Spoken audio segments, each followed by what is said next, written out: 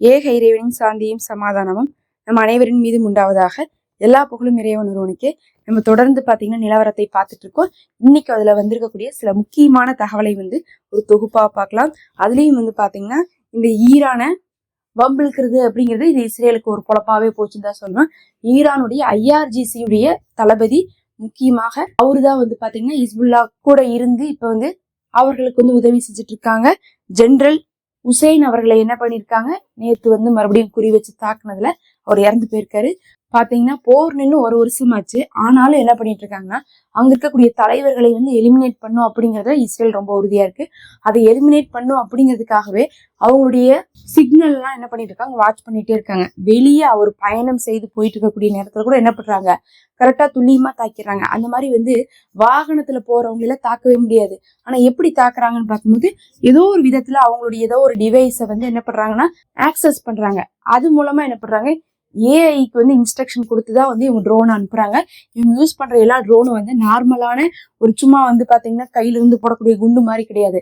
அது எல்லாமே பாத்தீங்கன்னா ஏஐ மூலமாக ஆப்ரேட் பண்றாங்க.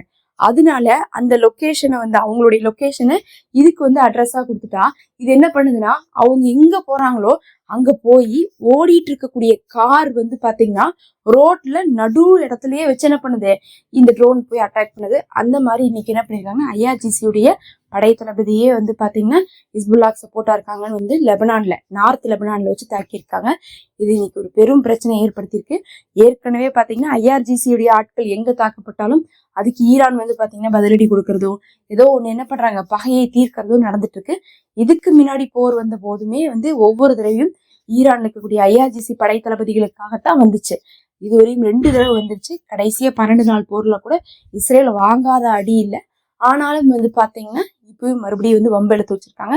இது இன்னைக்கு இஸ்ரேலுக்குள்ள பெரும் அச்சுறுத்தலை ஏற்படுத்தியிருக்கு. இதுக்கு ஈரான் பதிலடி கொடுக்குவாங்களா அப்படிங்கக்கூடிய அளவுக்கு மக்கள் எல்லாம் பரபரப்பாக இருக்காங்க. இப்படி செஞ்சு போட்டு இவங்க என்ன பண்ணிருவாங்கன்னா அதுக்கப்புறம் பங்கருக்குள்ள ஒளிஞ்சிருங்கன்னு சொல்லிட்டு 2 நாள் என்ன பண்ணுவாங்க, போய் மக்களை ஒளிய சொல்லுவாங்க.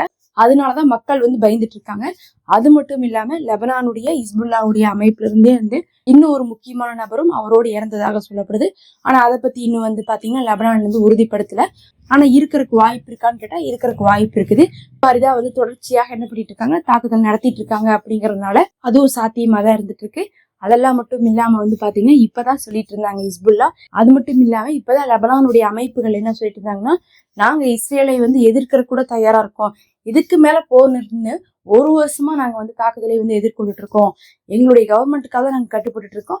ஆனா நீங்க மறுபடியும் எங்களை அழிக்கிறதுலயும் எங்களுடைய ஆயுதத்தை கீழே போட வைக்கிறதுலயுமே குறியா இருக்கிறதுனால நாங்க என்ன பண்ண போறோம், உங்களை திருப்பி கூட அடிக்கிறோம்னு சொல்லிட்டு லெபனான்ல ஏற்கனவே இப்பதான் ஒரு 15 நாளைக்கு முன்னாடி கூட ஒரு வார்னிங் கொடுத்திருந்தாங்க.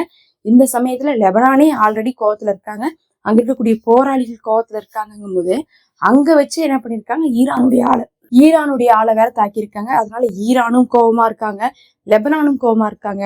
ஈரானோட சப்போர்ட்டோடு லெபனானே அட்டாக் பண்றதுக்கு வாய்ப்பு இருக்குதுன்னு வேற மக்கள் பயந்துட்டு இருக்காங்க. யார் அடிப்பாங்கன்னே தெரியல. இப்ப லெபனான் அடிப்பாங்களா ஈரான் அடிப்பாங்களா பதிலுக்குன்னு தெரியாது. அப்படி இல்ல ஏதாவது ஹேக் மாதிரியான வேலை செய்ய போறாங்களா?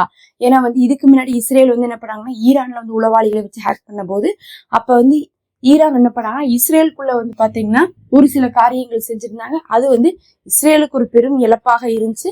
நேரடியாக செய்யாம என்ன பண்ணிருவாங்கன்னா இந்த மாதிரி யார் செஞ்சாங்கன்னே தெரியாத மாதிரி என்ன பண்ணிருவாங்க, அவங்க ராணுவ தளத்துல எல்லாம் என்ன பண்ணிருந்தாங்கன்னா வெடி விபத்தெல்லாம் ஏற்படுத்தியிருந்தாங்க. அந்த மாதிரி மறைவான அட்டாக் பண்ணுவாங்களா அப்படின்னு சொல்லிட்டு வர இப்ப இஸ்ரேல் பயந்து கொண்டு இருக்காங்க. பொறுத்திருந்து பார்க்கலாம். இது இன்னைக்கு இஸ்ரேல் மக்களுக்கு ஒரு பரபரப்பை கொடுத்திருக்கு.